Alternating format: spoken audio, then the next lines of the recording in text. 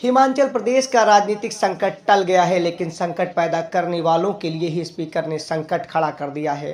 Cross मतदान करने वाले 6 कांग्रेसी विधायक अयोग्य ठहराए गए हैं, यानी उनकी विधानसभा की सदस्यता विधायकी चली गई है। हिमाचल विधानसभा के स्पीकर कुलदीप पठानिया ने राज्यसभा चुनाव में क्रॉस मतदान करने वाले 6 कांग्रेस के बागी विधायकों को अयोग्य करार देते हुए पार्टी लाइन के खिलाफ व्हिप का उल्लंघन करने का दोषी मानते हुए सदस्यता छीन ली है। स्पीकर ने साफ शब्दों में कहा है, सरकार को जनादेश मिला है 5 साल के शासन के लिए सरकार चुनने के लिए, और ये लोग आया राम और गया राम की पॉलिटिक्स कर रहे हैं। ऐसा लॉ कमीशन के हिसाब से नहीं होना चाहिए। इन लोगों ने खुद एंटी डिफेंसिंग लॉ को न्योता दिया है।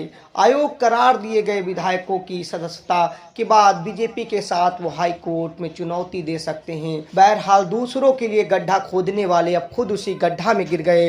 कल एक घटनाक्रम के बाद हिमाचल की सरकार बच गई। हू हल्ला के बाद 15 बीजेपी विधायकों को निष्कासित कर दिया गया और बजट पास हो गया। 3 माह के लिए या अगला विश्वास प्रस्ताव नहीं आ सकता, यानी हिमाचल की कांग्रेस सरकार सुरक्षित हो गई। अयोग करार दिए गए विधायकों में सुजानपुर से राजेंद्र राणा, धर्मशाला से सुधीर शर्मा, पुटलैंडा से देवेंद्र भुट्टो और बड़सार से आईडी लखपाल सिंह के साथ ही लाहौर स्मृति से रवि ठाकुर और गंगरेट से चैतन्य शर्मा शामिल है। इन्होंने कांग्रेसी उम्मीदवार अभिषेक मनु सिंघवी के बजाय भाजपा के हर्ष महाजन को मतदान किया। इससे कांग्रेसी राज्यसभा के सांसद अभिषेक मनु सिंघवी की हार हो गई। इस हार के बाद राजनीतिक समीकरण बदले और हिमाचल में कांग्रेस की पूर्ण बहुमत वाली, जिसे 68 विधानसभा वाली विधानसभा में पूर्ण बहुमत से 5 ज्यादा 40 मत प्राप्त हैं। बीजेपी विपक्ष में है, उसे 3 और 3 निर्दलीय हैं। हालांकि हर्ष महाजन पूर्व कांग्रेसी हैं और इसी वजह से या कुछ और समीकरणों में हिमाचल के इतिहास में ये पहली बार है जिसमें विधायकों पर इस तरीके की कठोर कार्रवाई की गई है।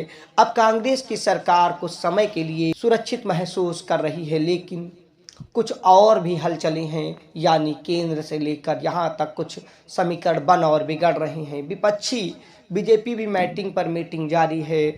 स्पीकर की कार्रवाई पर अयोग करार दिए गए विधायक सुधीर शर्मा ने साफ शब्दों में कहा है, हम डर कर राजनीति नहीं करते हैं, प्रदेश के हित में सरकार का जाना अब तय है। स्पीकर खुद 1.5 घंटे सदन में नहीं आए। हमारी साइन की हुई हाजिरी भी लगी है। नोटिस भी केवल एक सदस्य को भेजा गया। हम इसे कोर्ट में मजबूती से चुनौती देंगे। हिमाचल में भाजपा विधायकों की मीटिंग होटल मरीना में बैठक हुई और आगे की रणनीति तय की जा रही है। भाजपा हाईकोर्ट के पाले में ले जाने की कोशिश में है।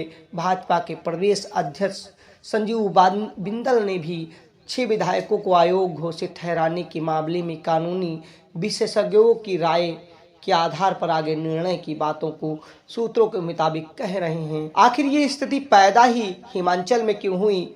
वहां पूर्ण बहुमत की कांग्रेस को जनाधार वाली सरकार मिली थी। इस फैसले से हिमाचल की कांग्रेस सरकार गिरने का खतरा तो टल गया, लेकिन हिमाचल में कुल 68 विधानसभा सीटें यानी विधायक हैं। इस फैसले के बाद कांग्रेस के पास 34 यानी 40 में से 6 अयोग्य हो गए और भाजपा के पास 25 विधायक, जबकि 3 निर्दलीय हैं। 3 निर्दलीय अगर बीजेपी के पाले में चले जाते हैं तो बीजेपी की संख्या 28 हो जाती है और कांग्रेस की 34। लेकिन अगर फ्लोर टेस्ट की नौबत 3 महीने बाद आए तो कांग्रेस सरकार आसानी से बहुमत हासिल कर लेगी। लेकिन कल 12 बजे के करीब विक्रमादित्य, जो पूर्व सीएम के बेटे हैं, उनका खेमा बगावत करता है तो फिर सरकार खतरे में आ जाएगी।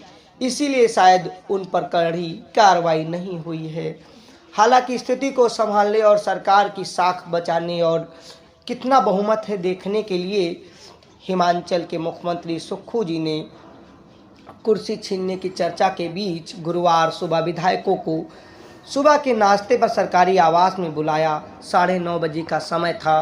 इस्तीफा देने वाले मंत्री विक्रमादित्य नहीं आए।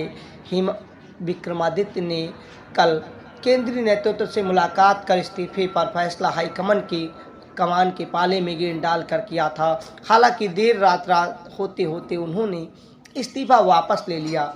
हिमाचल की सरकार के संकट कुछ समय के लिए दूर हुए हैं, क्या परमानेंट दूर होंगे या फिर हिमाचल में ऑपरेशन लोटस लोकसभा चुनाव के बाद दिखेगा। हरियाणा के पूर्व सीएम भूपेंद्र हुड्डा और कर्नाटक के डिप्टी सीएम डी.के. शिव कुमार शिमला में मौजूद हैं। राजधानी में केंद्रीय नेतृत्व की मौजूदगी ही बताती है कि अभी भी उथल पुथल के समीकरण बाकी हैं। सभी विधायकों की नब्ज टटोली जा रही है। कौन किस से कितनी तादाद में गुस्सा है, आज अपनी रिपोर्ट हाईकमान को भेजेंगे। लेकिन लोकसभा चुनाव तक सुखविंदर सुक्खू पद पर अब आसानी से बनी रहेंगे। भाजपा विधायक दल की मीटिंग और अन्य समीकरण लगातार बदल रहे हैं। दिलचस्प घटनाक्रम में बीजेपी के ही कारण कांग्रेस के सरकार गिरने का खतरा पैदा हुआ और बीजेपी की ही कुछ गलतियों की वजह से सरकार का संकट आसानी से टल गया। अगर कल की स्थिति में मतदान होता तो बजट पास न होता और हिमाचल की पूर्ण बहुमत वाली कांग्रेस सरकार औंधे मुँह गिर जाती, क्योंकि विपक्ष पर आरोप है कि उन्होंने स्पीकर के चैम्बर के बाहर मार्शल के साथ धक्का मुक्की की। ये कानून व्यवस्था वाला मुद्दा था। यदि ऐसा नहीं होता तो सुक्खू सरकार के लिए वित्त विधेयक और बजट पास कराना मुश्किल हो जाता। इसे पास कराने में सदस्यों का नंबर गेम बड़ा मायने रखता था, मगर स्पीकर ने विपक्ष के दुर्व्यवहार को देखते हुए सदन की कार्रवाई की शुरुआत में ही बीजेपी के 15 विधायकों को ठीक उसी तरीके से निष्कासित कर दी जैसे संसद में लोकसभा और राज्यसभा से बीजेपी को छोड़ के विपक्षी सांसदों को निष्कासित किया गया था। मौका यहाँ कांग्रेस के हाथ में था, तो हिमाचल कांग्रेस ने मौके को देखकर चौका मार दिया और अपनी सरकार को सुरक्षित कर लिया। ये समीकरण अलग लिहाज से आगे भी महत्वपूर्ण दिखते रहेंगे, लेकिन आगे क्या होता है विशाल की रिपोर्ट में देखिए।